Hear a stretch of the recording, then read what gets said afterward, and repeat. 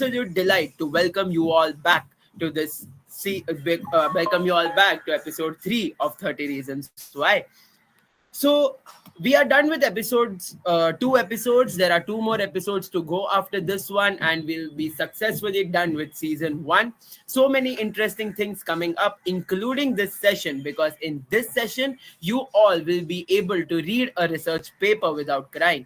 Review of literature is one of the most important aspects even before you begin your research, and being up to date with all the research papers that are available that pertains to your topic, and knowing at what level the current world stands and how you have to move forward post whatever has been done is of absolute importance. And this session is the one which is going to give you that edge. So stay tuned for this episode in order to know how to easily read a research paper without having any troubles in your side. So, for those of you all who are new here, let me introduce to you in short about M.I.C.E Labs as well as Clinically Evolve, our collaborators and hosts for this event, who have done immense work in order to bring this 30 Reasons Why to life.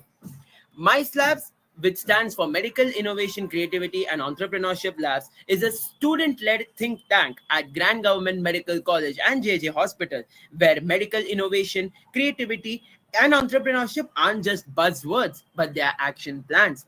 By fostering a collaborative effort between medical students and other departments like engineering and designing, M.I.C.E Labs provides you with that cutting edge that you require in order to bring your crazy ideas into life. Do visit M.I.C.E Labs to know more, and follow us on Instagram as well as our website for information. And secondly is Clinically Evolve, an academic force that believes in chasing excellence and skills. With a vision to sharpen the clinical know-how and build a strong, research-driven medical society, they are helping reshape healthcare and education one skill at a time.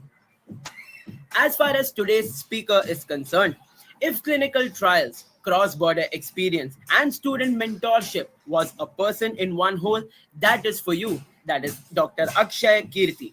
With a bachelor's in biology and molecular biology, an MD from Manila Central University, and clinical stints across India and the Philippines, Dr. Akshaya brings a truly global medical lens.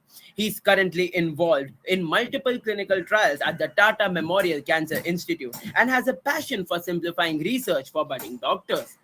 Beyond the wards and whiteboards, he's also the social media manager for the Global Society of Neuroscience and Mental Health, deputy director at FMSA's International Council, and a medical educator shaping young minds through platforms like Project IMG.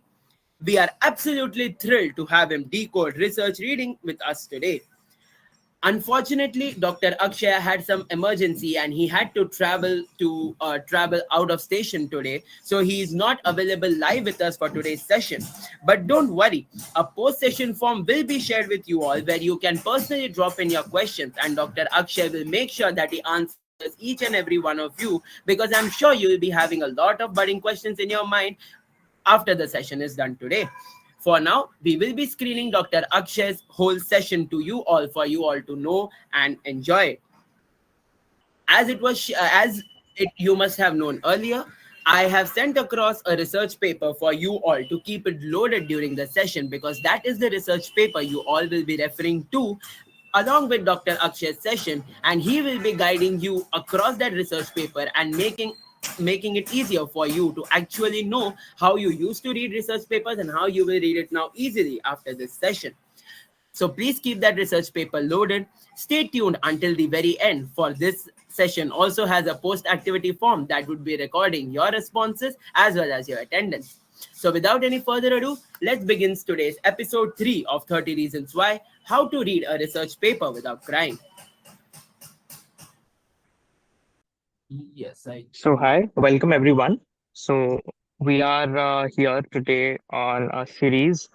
So, this is the third episode, and I will be talking about how to read a research paper without crying. So, it sounds very intriguing, and I think so. We have all been there or are there right now where reading a research paper is very overwhelming. It seems like a task. We see our colleagues, our friends writing n number of research papers and doing amazing work in research. whereas we have a very difficult time even navigating through a paper. So I believe that even before you start your research, one thing which really matters is that you should know how to read a paper first, because you need to read a research paper and dissect it and understand what it's trying to tell you, and only then can you go ahead and actually write your own research paper. So that is what we are going to talk about, and I'm going to try to simplify as much as I can, and it would be a very interactive discussion that I'm going to have with you all. So all of you guys must have already received a copy of the article that we are going to discuss today, and that is going to be your Bible today. So we will dissect that entire paper, and I'm going to teach you exactly in live time right now that how you can dissect that paper and how exactly you should read a research paper. So this is how the talk is going to go like. Firstly, we'll have what is the anatomy of a research paper. Then we'll be doing the live paper dissection. Then what are the tips and tools you can use to simplify reading and dissecting a paper?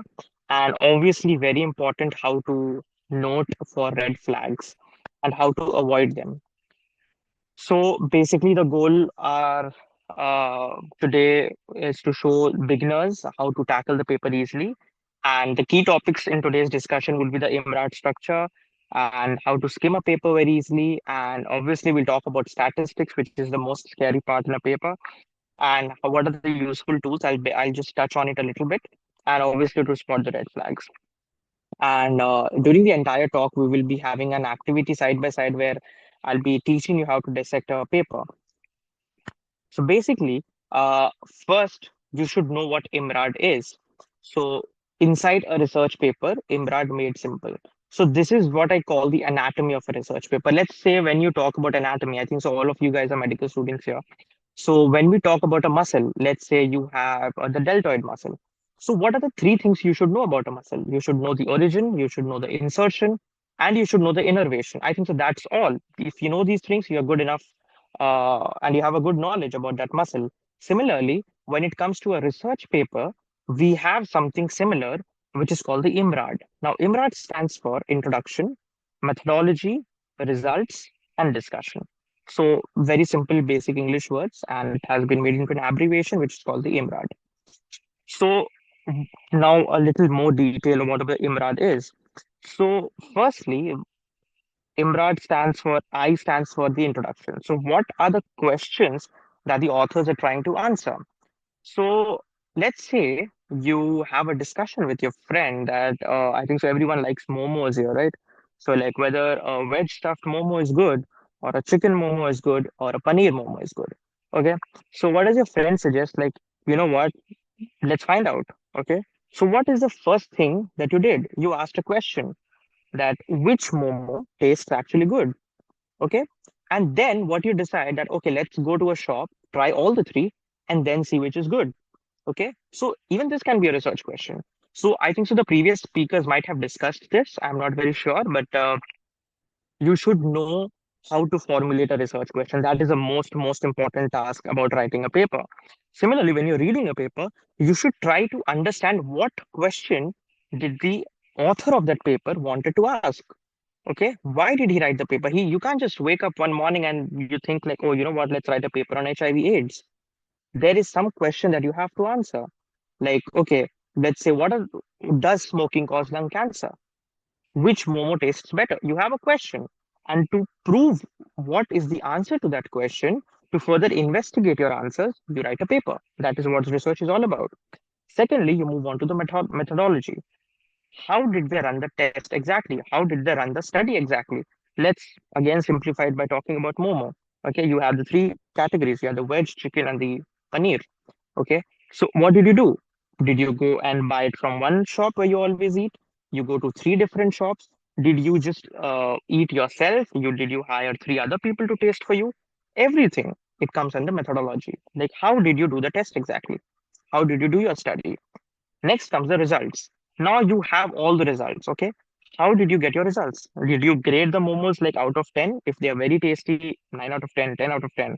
If they're average, it's like 5 out of 10. If it's very bad, it's below 4. Okay. So did you use figures? Did you use numbers? Or did you use like a pie chart? So all of that comes under results. Now, once you have everything, you sit down with your friend and you'll be like, hey, you know what? After everything, after seeing everything, I think so that the veg momos are the best. That is a discussion where after seeing everything, you discuss everything. Okay, that how did you do the study? What do the results mean? That is a discussion. And also, a very important part of the discussion are the limitations. What are the limitations? When I say limitations, uh, what did limit your study? Let's say I am in New Delhi right now. I'm sitting in New Delhi, and I tried the momos just from Delhi. Maybe the momos down in Sikkim or in Darjeeling, they are much better, and the chicken momos there are much better. So this is the limitation. My study was limited just in the area of New Delhi, whereas the people might have different results if they're in another city. So this is the limitation, like what limits your study. Okay, so this is a very basic anatomy of a research paper. Whenever you open a research paper, you always check, okay, check introduction is written, okay, check methodology is written, okay, check results is written, okay, discussion is written, and there is the conclusion. Okay, so if a research paper follows this format, I'll discuss this further when we talk about red flags. It means it's a good research paper. It has all the format. It exactly fits into the pattern. Moving on, how to skim a paper without getting lost. Skim first, read soon. What does this mean? So whenever I'm writing a paper, you have to review at least minimum of 20, 30 articles. Okay. How do I read all of them? Okay. And how do I select that I would need to read these 20 papers? If I sit and read every article, it will be ages since I write my until I write my actual paper. So what I personally do, and I suggest this to everyone who asks me how to write a paper or how to read a paper, I tell them always just flip it. Okay, for anything in life, you want to read a book, just flip it once. Okay, you want to check out a new textbook of anatomy, you want to check out the first aid, skip it. Okay, like just skim it. Sorry. Okay, go through the contents. Okay, just flip the pages. You don't have to read anything. Just check. Okay, introduction is there. Okay, the methodology is mentioned. Oh, we have 4, 5 tables. Okay, great. Okay, you have a picture as well. Okay, great. You have results. You have a conclusion. Great. Okay, if this skimming will give you an idea whether if it is good. Let's say you want to do a research about HIV/AIDS, and you see a paper about, okay, immunodeficiency. Okay, there's a paper on immunodeficiency, and you open it, and it's about SCID. Okay, there's a disease called SCID. It has no mention of HIV. Okay, and when you just glance through, you say, oh, there's no HIV here. I don't want to read this. You just skip it. Okay, so this is what I call skimming a paper. Okay, just go through it, just see if there's introduction, methodology, results, everything. If it's there, it's a good paper. If it has a keyword, there's a keyword which is mentioned everywhere. You see the abstract. There are keywords mentioned. Keywords are the most important words of this paper. You can search that paper using those keywords. So you can just look at the keywords. If it has those keywords which you're actually looking for, let's say you want to talk about hepatitis, it has hepatitis. You're gonna get like, okay, I can give it a read. Okay. So that is how you skim a paper without getting lost. I'm not asking you to read the paper, just flip it through. Okay. Now, how do you exactly do one step ahead from skimming? So you read the title and the abstract. Obviously, you got to read the title of the paper. You can't just skip it. Okay, that's the most important part. So you read the title, you go ahead and just, you know, try to acclimatize yourself with abstract. Abstract is never more than 300 or 500 words, which means it's a very short paragraph, not going to take you more than a minute. Okay, just read through the abstract. Abstract is like a summary of the paper in just 300 words. Okay, so that will give you a very good idea about what the paper is going to talk about. Okay, if you have time, if the abstract interests you, okay, let's see. Okay, this paper does talk about HIV. I am interested. Go ahead, read the introduction. Just the first few paragraphs, that's enough. Why did they do the study? That answers your question. Remember when we were talking about introduction, this was very important that you need to understand why the author did the study. So you formulate the research question. Why? Why did this study happen? What was the need? Okay. Now, after introduction, you skip everything. You skip the methodology results, just skip to the discussion. Even in discussion, just read the first paragraph, the last paragraph. That's it. I do that. Okay. I know a lot of people are gonna call me out on this, but it's a smart way to do it. Let's face it. Read the first paragraph, read the last paragraph. In the first paragraphs, you'll get an idea about, okay, what are they talking about? What was the result? Was the result positive? Was the result negative? They always talk it about in the first paragraph. Okay, which will give you an idea whether you want to keep this paper or not. In the last few paragraphs, they will talk about what are the limitations that, okay, you know what, the study was amazing, we did an amazing job, we had positive results, but the limitations of the study was it was just focused on New Delhi, the population of New Delhi. It did not have any further implementations on the population other outside New Delhi. So our patients are just from New Delhi. So this is what will be your limitations. It will always be in the last few paragraphs of the discussion. Now, if you have further time, the paper is still interesting, you still find the discussion interesting, go ahead and look at the figures and the tables. They will be a very, very good visual aid for you to understand the whole paper. Okay. I personally am a very visual learner, and most of us are. Okay. We find tables and figures more appealing than reading the entire text. But this is not the case when it comes to research papers. A lot of people freak out when they see figures and tables. They're like, oh my God, so many numbers, so many statistics. What am I going to do? Just skim it. Okay. Just look at the figures. Okay. The HIV patients, non HIV patients. Look at the bottom. What are the results? They talk about the table in a small paragraph. Read that. You'll get an idea. Okay. If let's say you're still not very sure about the paper, you're like, oh, you know what? I need to know more if this paper exactly talks about what I want.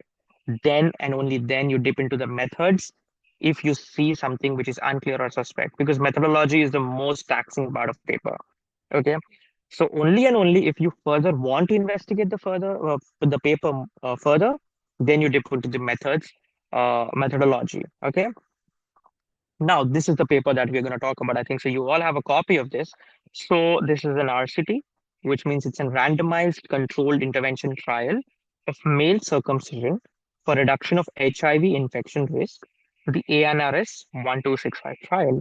So, this was a very nice trial which was done in South Africa by a couple of doctors. And it was a very important trial done in the year 2005. And this is a brilliant paper, one of the best papers that you can find online, and that is why I chose this paper. First, it gives you um, an experimental research. It's a randomized control intervention. Okay, RCTs are can be your friend and can you be your worst enemy. Okay, it depends what type of study it is. So it's an RCT, and some of the common abbreviations you will see in the paper. There is MC written everywhere. MC stands for the male circumcision. Okay, so whenever you're reading paper, you see abbreviations. They will not just write the abbreviation out of the blue. Somewhere in the initial part of the paper, they will have mentioned male circumcision bracket MC. And further on in the paper, they will just use MC, and you have to remember that MC stands for male circumcision.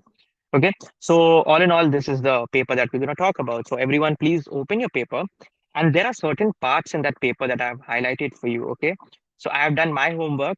Now I want you to do yours. Okay, so I don't want you to read the entire paper. Now, whenever I put up a slide, I want you to open that exact page, read that uh, highlighted part. Okay, so this is an abstract. Okay, I want you to read the entire abstract. Forget about the highlighted part. Abstract is something you should entirely read. Okay, so basically, what does it talk about? So I've highlighted that because that is the information that we need, but we are going to read the entire abstract. Okay, so observational studies suggest that male circumcision may provide protection against HIV infection, and an RCT was conducted in the general population of South Africa to test this hypothesis. So, what was the question here?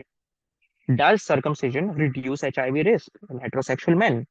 Okay, this is the question that we're asking, or the author is asking.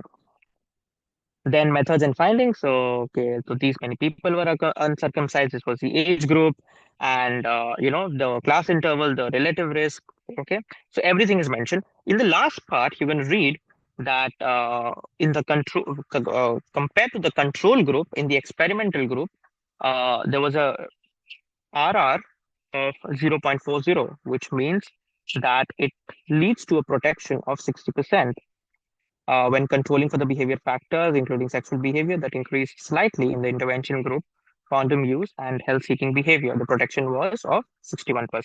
So basically, a relative a relative risk reduction was approximately uh, the relative risk, sorry, was 40%, which means that there's a 40% risk that this might happen, but which means if you minus, subtract it from 100, there is a 60% chance that this is not going to happen. Okay, if you do circumcision, there's a 60% chance that you will not get HIV. Okay, So the rate ratio was 0.40, which means there is a 60% protection, 95% class interval. The class interval was 30 to 76%. Okay. Don't get overwhelmed with the numbers. Okay. Like, oh my God, what is he talking about? What is class interval? What is RR? What is 60%? How did he come as 95%? Okay. Don't panic. We're gonna come to that. Okay. So basically, all in all, I want you guys to take a pause. Okay. Just pause this for like a minute or two, read the entire abstract. I'll wait for you. And once you're done, we're going to resume. Okay. Now that you're done reading the abstract, what we're going to do is we're going to move ahead. So the introduction, I said, introduction, you don't need to like read the entire thing, just a first few. Okay. So if you the first paragraph just talks about, okay, what is male circumcision? Okay, if you see the male circumcision, there's a bracket MC written. Okay, and everywhere else in the paper you will never see the mention of male circumcision. It's just MC everywhere. Okay, so remember that. Okay, don't get confused, like, oh my God, what medical term is MC? I don't know, I've never read MC. Okay, read your paper thoroughly. Okay, the first few lines are very important. They always give you abbreviations. Okay, so basically here we have that the first paper suggesting a protective effect of male uh, circumcision against HIV infection was published in 1986. Since then, many observational studies have been published, some of which have observed that most men living in East and South Africa, the regions with the highest prevalence of HIV, are not circumcised. A majority of these observational studies are cross-sectional and a minority are prospective. A systemic review and meta-analysis found that in the sub-Saharan Africa, male circumcision is associated with significantly reduced risk of HIV, with an adjusted relative risk of 0.42. Okay. Now, this is what they say that, okay, this data we already have. But do they have an actual clinical trial? No, this is just speculative data. It's a prospective study, it's a systematic review, but they don't have concrete data on it. Hence, if you read the next part, direct experimental evidence is needed. Why? Why did they do this? Because direct experimental evidence is needed to establish this relationship and should be a protective effect of male circumcision to be proven to convince public health policymakers of the role of male circumcision in reducing the spread of HIV. And the primary objective, okay, always the paper has a primary objective, okay? Make sure whenever you see the word primary objective, you highlight it.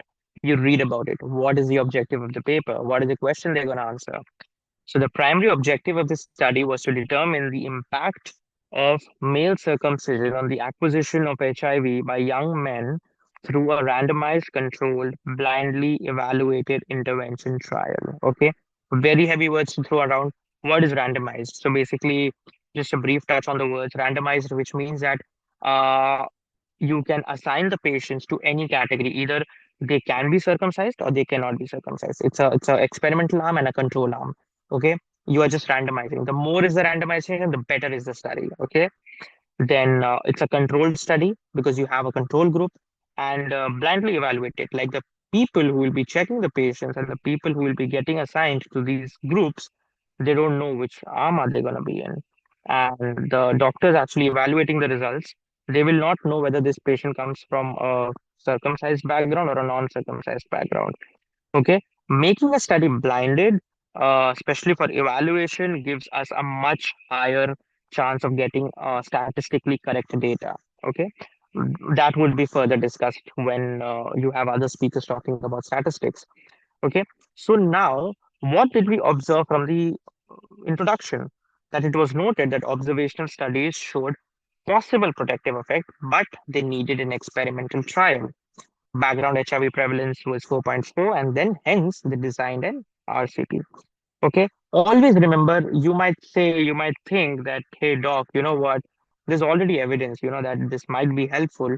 Uh, so why do an experimental trial? Because you might have heard your professors and your doctors talk about it, that we are in the era of practicing what we call the evidence-based medicine. Okay. Whatever medicines we give, whatever treatments we give, whatever advice we give, whatever guidelines we have, all are based on evidence-based medicine. We need to have clinical trials, we need to have experiments, and we need to have data to support our theory. And that is why it is called evidence-based medicine. Okay, there is evidence backing that medicine up or that particular practice. Okay, there is evidence backing it up. And that is the reason why research is a very, very integral part, as important as breathing for doctors. Okay, you need to be good at reading research papers. Moving on. So then there was a general presentation, no, not much data, just skim it through. Then you go and in the randomization, okay. Randomization I have highlighted because it's something you should know about. If you're very thorough with reading papers, then you can just skip the randomization as well because you got a good idea when they mentioned what kind of randomization it's gonna be like. Okay, but still, for your a beginner's point of view, I'm trying to explain what randomization they try to do here. So at the end of the screen visit, which means that whenever they were called for screening, uh, the after the written consent of the participants, they were divided into two groups. Okay, and the two groups were either they're going to be circumcised or not. So the non-circumcised was called the control, and the one who were called the intervention arm. Now, the intervention group was offered to be circumcised within a week after they were checked up. Everything is fine, good to go, no HIV. Okay, you go ahead within a week, you get a circumcision done. Whereas the participation of the control group were asked to wait until the end of the trial before being offered to be circumcised. So, well, there's one thing you should be very aware of whenever you're talking about randomized clinical trial. You're like, you know what? You told that we are not going to get them circumcised. And why are we getting them circumcised even when the trial is ending? Because it is ethically not correct to hold a treatment from a patient which might be beneficial for them, even if it is for experimental purposes.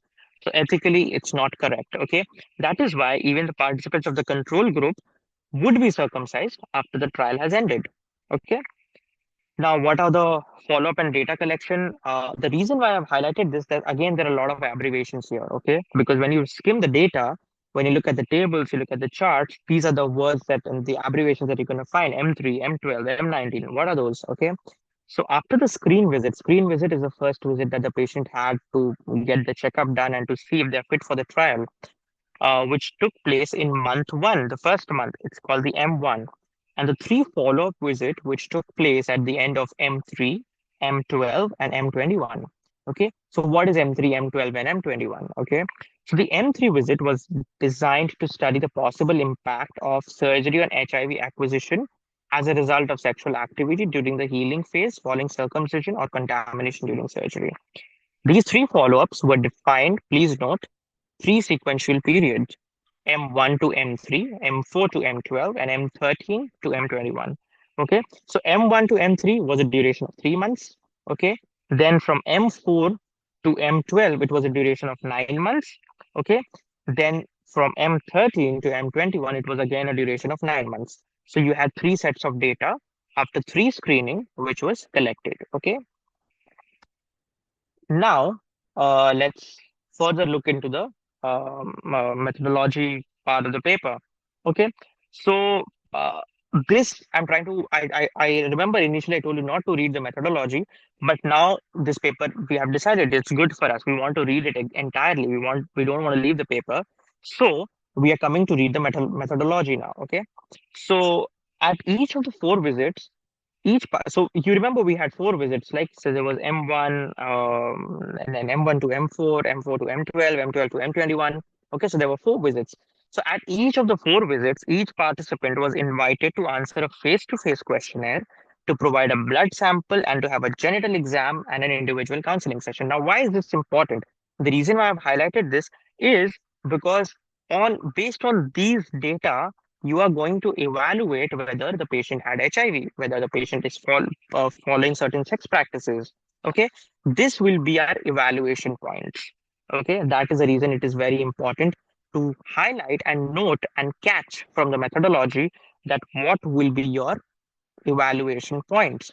Okay, now the next section talks about it. This section allowed each participant to describe the number of sexual contacts, the date of first and last sexual contacts, the frequency of condom use, which is like never, sometimes, and always. There were three categories, and the type of partnerships, whether the sexual contact was with a spouse or it was a non-spousal. A spousal partner being defined as a sexual partner with whom the respondent is married or living as married.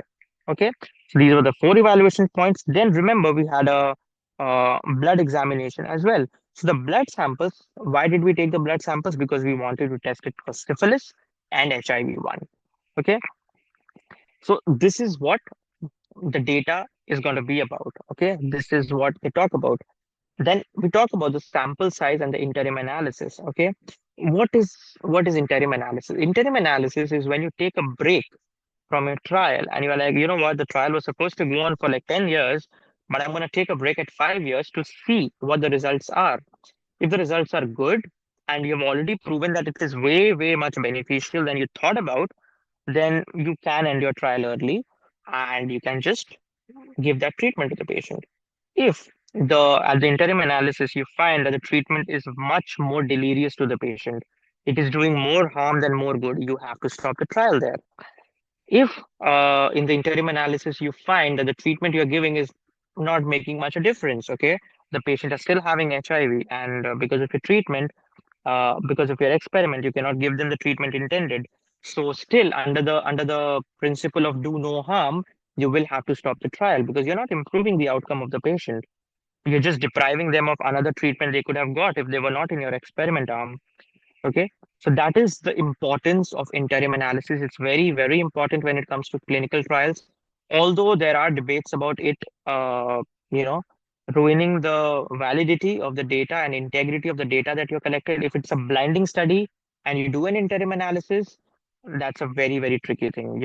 I hope we have some session about how to write clinical trials and read clinical trials.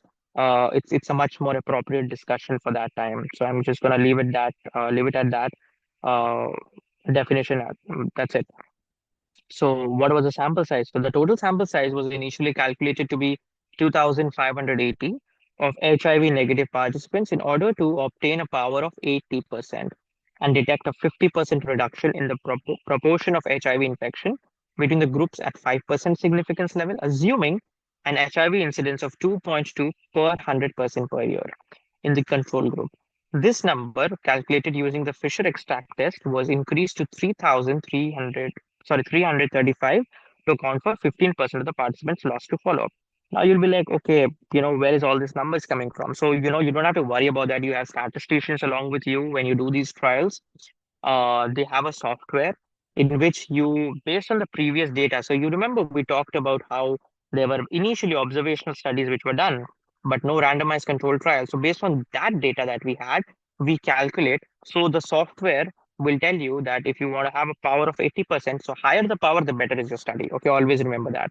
So if you want to obtain a power of 80%, which is very good, okay, you need to have at least a sample of 2,580. So why did we increase the sample to 3,000? We could have done it at 2,500 because it is not always the case that all the patients that you're treating are going to comply with the end. Let's say the trial goes on for 10 years. It is not important that every person is going to report until for 10 years. So what you do, some people might die, some people might just get lost to follow up. They moved towns, they moved to a different town, so they can't come to you. Okay, or they just dropped off to the trial. So in that case, what we do, we kind of compensate. Okay, uh, let's say you are carrying a hot soup, okay, in a bottle, okay. So you would want to fill it a little bit extra because, or let's say you're boiling some water, okay. You need 10 ml of boiling water. You're not gonna boil 10 ml, right? Because by the time the water has boiled, it has reached the temperature you want, it will probably be reduced to 8 ml. So what do you do? Instead, you put 12 ml of water so that by the time it boils, you still have 10 ml, which you need. Okay. So that is why we took instead of 2,500, we took a bigger sample, a chunk of 3,000 people, so that even if some people are removed, we at least have somewhere close to 2,500, which is the actual population we would need for the power of 80%. Okay. I hope you guys are able to follow what I'm talking about. Okay. So now what we got from all this, from all the highlighted points were that there were around 3,274 men aged between 18 to 24 who all were uncircumcised and they were randomized into intervention. Intervention was immediate circumcision, or they were into control arm, which was delayed or no circumcision. Follow-up was done at 3, 12, and 21 months, and there was HIV test done at every level. Okay. And how do we plan to do the analysis? The analysis was done intention to treat using hazard model and the rate ratio calculation. I will not go into the depth of what intention to treat using hazard model is because again that is a very in-depth discussion, and I hope we organize much more talk to discuss certain statistic terms and explain all these terms. Okay, so I will not delve into the detail of that. Now we move on to the results. Now the results can be very scary for people to read because as you can see, I think so more than alphabets, you can see numbers here. And statistics has always scared doctors. I think so most of the doctors became doctors so they don't have to deal with mathematics. But again, here we are talking about it on a very fine evening. So just read the highlighted part. Okay, no need to read the entire thing. Okay, you are gonna scratch your hair and you're gonna log out from the meeting probably. Okay, so just read the highlighted part. So there was a total of 3,274 men who participated in the trial. Okay, great. There was 140, there were 146 HIV positive participants, which means that there was a prevalence of 4.5%. How does this 4.5% come? It's easy. Just use the prevalence formula. You take 146 from the entire population, multiplied by 100, get the percentage. That's your prevalence. Okay, and the difference in the size between the intervention and the control group was 34, which means that the intervention had 1,620 patients and 1,654 patients in the control arm. Okay, good enough? Very good, perfect. Okay, move on to the second highlighted point. During the study, 20 and 49 participants acquired HIV infection in the intervention and the control group. So 20 people from the 1620 group got HIV. Okay, and from 1654 group, which was a control group, 49 people got it. Okay, so higher in the control group. Okay, corresponding to the incidence rates, 95% class interval of 0.85 per 100 patients per year. The class interval is 0.5 to 1.32 and 2.1 per 100 uh, patients, and the class interval was 1.6 to 2.8 in the intervention and the control groups, respectively. Now, using the model one, the RR of the HIV infection for the intervention group in comparison with the control group was 0.4%, 0.40. So now this is very important. Okay, like you're reading. Okay, remember you're not writing a paper, you're reading a paper. Okay, so it's okay if you don't know where all these numbers came from, but you should know what the numbers mean. Okay, how to get these numbers? That's a very total different discussion. That's a purely statistical thinking. Okay, you need to have a proper statistics lecture on that. But you should know uh, what the numbers mean. Okay, how to interpret the numbers, and that is how you're gonna know if this result was good, bad, or worse. Okay, so the HIV infection for the intervention group in the comparison with the control group was 0.40, and the class interval was 0.24 to 0.68, p-value was 0.00059, RR corresponds to protection of 60%, blah, blah, blah, blah, blah, blah. Okay. Now, the reason why I just blurred out the last part is because you have what you need in the first two lines. Okay. First thing you should know and remember, whenever the p-value is less than 0.05, okay, it means it's a significant value, which means that, okay, you can think about looking at the data. Okay. If the p-value is more than 0.05, you do not have to look at the data. You're like, okay, this data is rubbish. Okay, this data is not fit. It's not a positive value. It's not significant. Okay. Now, the second thing is the class interval. So you would always see in brackets written, if you can see here, the class interval was 0.24 to 0.68. Okay.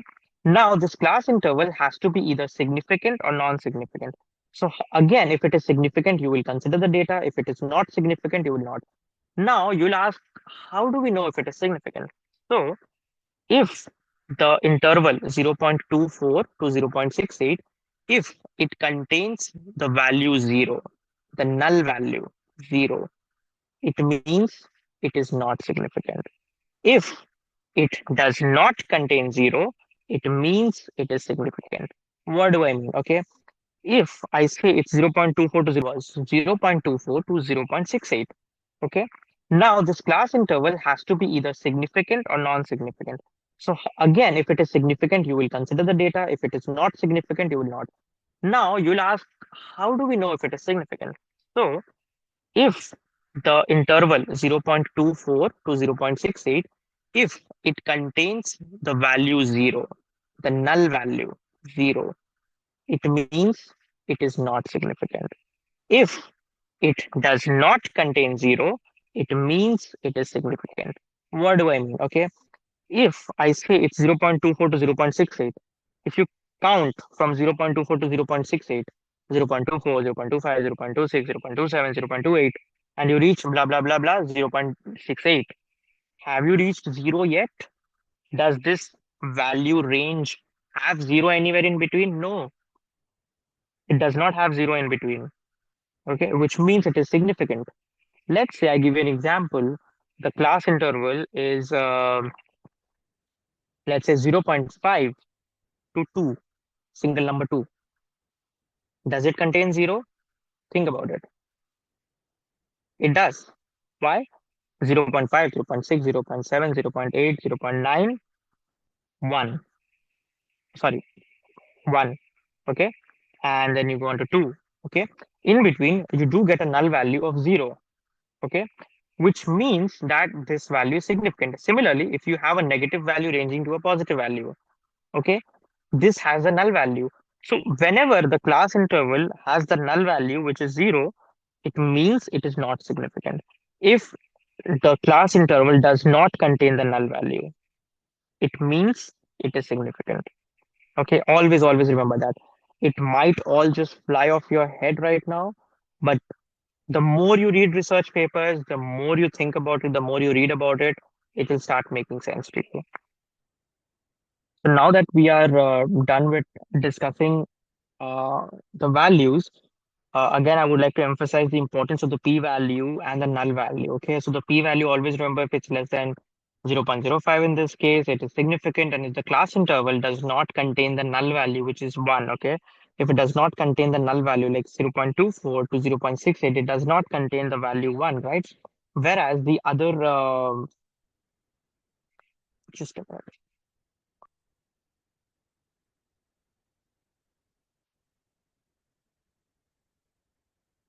Yeah, whereas the other example which I gave you, which is 0.2 to 2, okay, single number 2. So if you count 0.2 uh, to 0.3, 0.4, 0.5, 0.6, 0.7, 0.8, 0.9, 1, 2.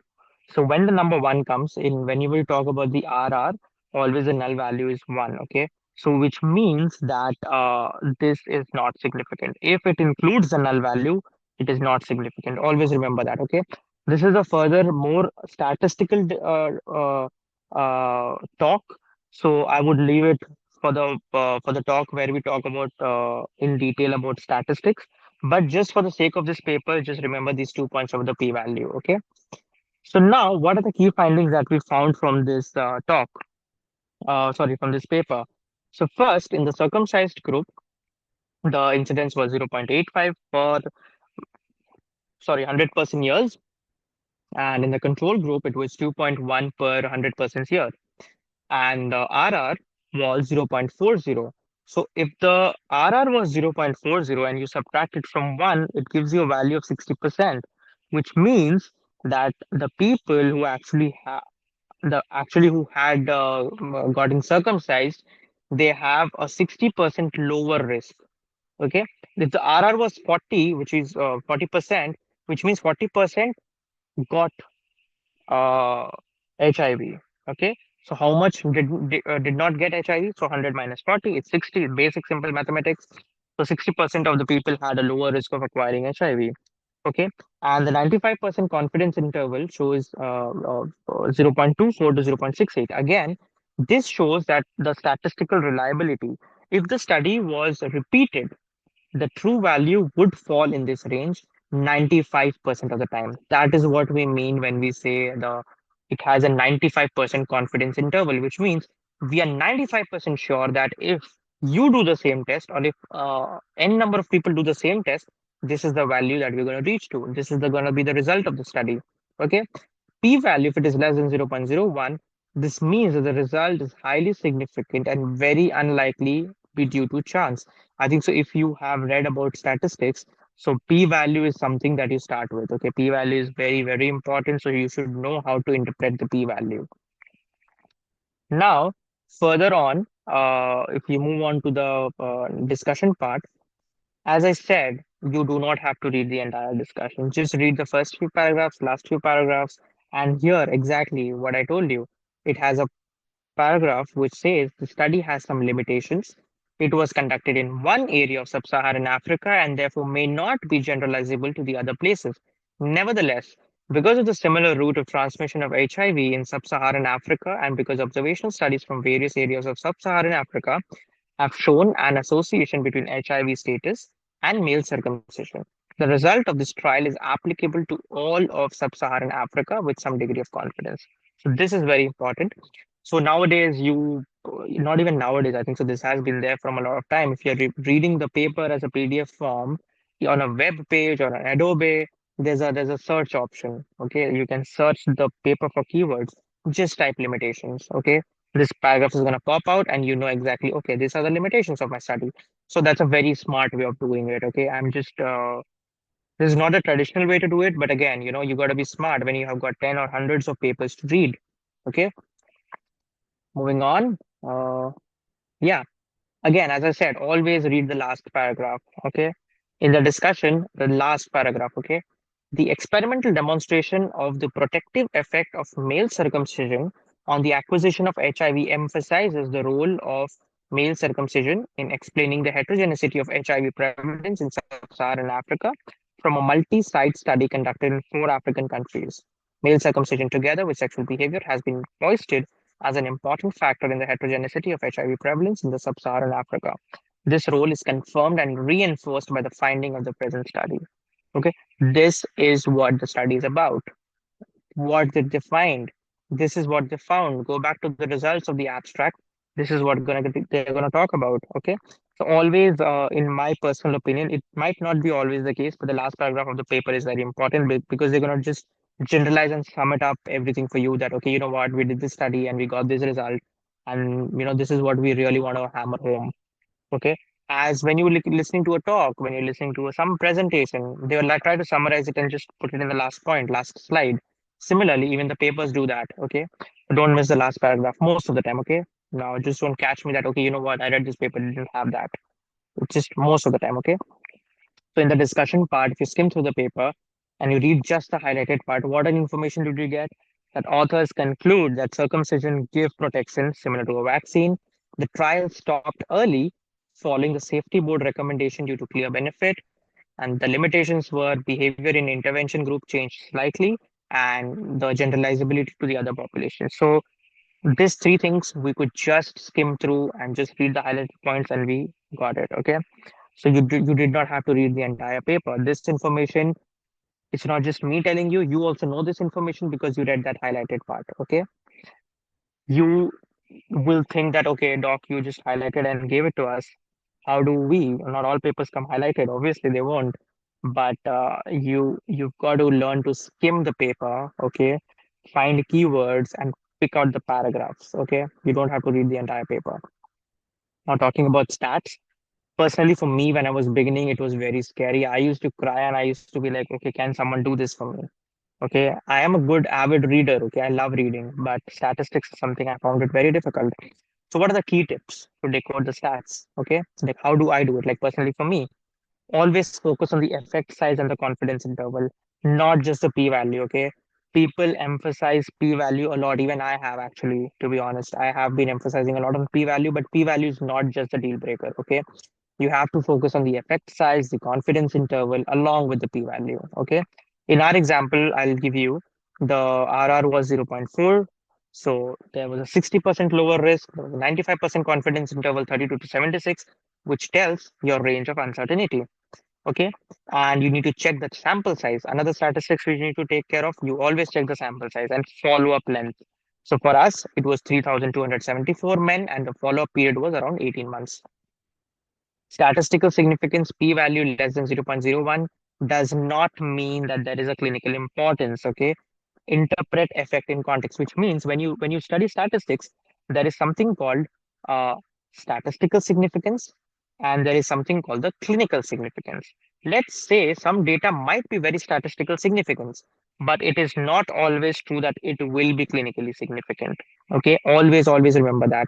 Just because the data say that it is very significant, the results were very significant, does not mean that clinically it is also very significant. Okay, always remember that. Do not just rely on data. Okay, and most important, if you are lost, pause, Google the terms. Okay, this is one time I tell you to Google. Okay, like rate ratio. What is rate ratio? What is incident per year per person years? For example, what is confidence interval? Go to YouTube, go to Google, just type in the word. And these days you have AI integrated Google search with Gemini. Okay, uh, you tell them to dumb it down for you. You tell them to explain it to you in a very simple words. Okay, don't start crying. Don't start panicking. As our topic suggests, how to read a paper without crying. So don't cry. Okay, just go to Google, okay? Google has been there for a while now. There's AI right now, okay? People who say, oh, you should not use AI, I'm not in favor of that because AI is there to help you, okay? If you don't use AI, you're gonna lag behind. Trust me, okay? Don't use AI to plagiarize the work, but use AI to make your efficiency better, okay? I always say that. So moving on, what are the tools that will help you read smarter? Okay, so this was basic manual labor that you'll have to do. Okay, now what are the extra tools that can help you? Okay, so obviously you have your PubMed, you have Google Scholar, you have connected papers, Research Rabbit. So these are the places where you can search for the research articles. So let's say you want to read about HIV, you go there, type in the keywords, and read about those papers. You can get those papers. Okay. Now the TLDR papers, explainpaper.com, these are some of the sites which are AI integrated and will help you like, narrow down the paper, like explain the paper in a very simple terms. Okay. These are basically AI tools. Okay. You can use ChatGPT, you can use SkyDirect. Okay, these are some of the websites which will simplify those research papers for you, make it into a podcast, highlight the important points. Like for you, I highlighted this, these can do that for you. Okay, and there is no harm in using these tools. Okay, use it to your benefit to improve your efficiency. Okay, and especially at a beginner level, you do need these tools. Okay, Zotero is a tool which is used for citations. Okay, it's a very nice tool. I think so. There should be sessions to talk about Zotero, SkyHub. SkyHub is a website which is I'm not sure if it's pretty legal, but then again, SkyHub is something where you can find papers which are not open access.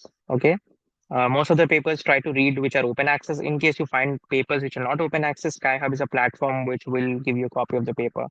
You can use browser extensions if you're working on your laptop or your browser. You like Paperpile, EndNote Click. These are some tools which will help you quick access to the PDFs. Okay. Now, the most important part, what if the science doesn't smell right? Okay, like you might have seen Instagram reels these days talking about predatory journals. Okay, what are these predatory journals?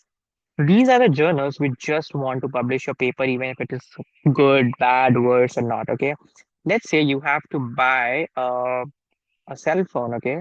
You always want to go for an iPhone. You want to go for a Samsung. Okay. You want to go for other renowned brands. Okay. Like I can't think of any other brands right now. So, yeah, you want to go for a branded one, right? Why? Because they have you trust their product. It's gonna be right. It's gonna be done the way it should be. The If they're gonna promise you that it's gonna be a 5G handset, it is gonna be a 5G. If they say it has got lightning charging speed, it's gonna give you that. Okay. Compared to a local phone, let's say in your city, there's a new startup which manufactures cell phones. Okay, and you buy it from them. Okay, the advantage is they're gonna give you very cheap. But then, is it right? What if while charging the cell phone bursts? They tell you, oh, you know what, we give you 4 GB RAM, but most of the cases it's not true. They'll give you 2 GB RAM. What can you do about it? Okay. That is also a cell phone. Even Apple is a cell phone. The difference is the brand. Okay. Similarly, when you talk about research papers, it always matters that what kind of a paper it is, whether it is even fit to be published. Because of the predatory journals, there's a lot of dumping. What I use the term as dumping of literature. online because everyone is in a rush that I want to publish. Okay, you know what? I'm doing USMLE. I want to have 100 publications. I want to have 20 publications. So you're not actually writing something which is needed for the medical world. You're just blabbering something. You're just making up things. You're just manufacturing statistics. You're just manufacturing data. The data is false, and these low index journals, they're just publishing your work right away. So you should always be very careful about the research paper you read. Now, how do you know whether a paper is good? So number one, in the beginning of the talk, I said you need to know about the IMRaD. If the paper has followed a proper IMRaD format, it's always a green flag. Okay, doesn't mean the paper is good, but at least it's a green flag for beginners. Okay, so then you go for if it's a trial, you check if it is a randomized if there is randomization or not. If there is no randomization, the data is not very the integrity of the data is not maintained. If there is a control group or not, there is always very important wherever you're having an experimental study, you have a control. Let's say you're having something very sweet. Okay, how do you know how sweet is it? You need to have something which is not sweet to compare. Okay, so that is why the control group is very important. Huge claims without clear effect size or the class interval. Okay, let's say your drug says, you know what, I can cure rectal cancer. Okay, but when you see the effect size, it's not very statistically significant. The class interval is not very significant. Okay, as I said, the class interval does not contain, let's say, the null value, but they are making claims. You know what? My drug is very effective. Okay, that's a very big red flag. Okay, if the paper you read through the entire paper, there is no sample size, there is no mention of the word power. There is no ethical oversight. Okay. If you read the paper which I've sent you, there is an ethical part. Okay. Where they have followed the Geneva Convention for the participants. It's mentioned. There is a mention of the sample size. There is a mention of the 80% power of the study. All of this. That's one of the reasons I selected this paper. This because it's a pristine paper. It's very nicely done. Okay. This is how a paper should be like. Okay. Trial stopped early because of the benefit, but without transparency. As I told you, there's an interim analysis. Okay, let's say the drug was very effective and you're like, you know what, this is way beyond what we expected, let's stop the trial. Okay, it's good, you can do that, but do you have enough evidence? Okay, let's say the trial authors, they're like, you know what, we're not releasing the data because of privacy concerns. That is not done. If it's something beneficial, you have to show the data. So if there is no transparency, you should not trust the study. If there is conflict of interest, undeclared, or the methods are vague, there are a lot of studies which are sponsored by big pharma companies like AstraZeneca, Eli Lilly, okay, these companies. But there's always a declaration. They will always tell you that, okay, this is a pharma sponsored study, which is a good thing. Okay, it's not a bad thing. Okay, they are all obviously declaring their conflict of interest, which is always a good thing. Studies which do not declare their conflict of interest, they're actually sponsored by a company, but they're not declaring that. Or their methods are pretty vague. You're like, you're not very sure what they're doing. Okay. Again, a very big red flag.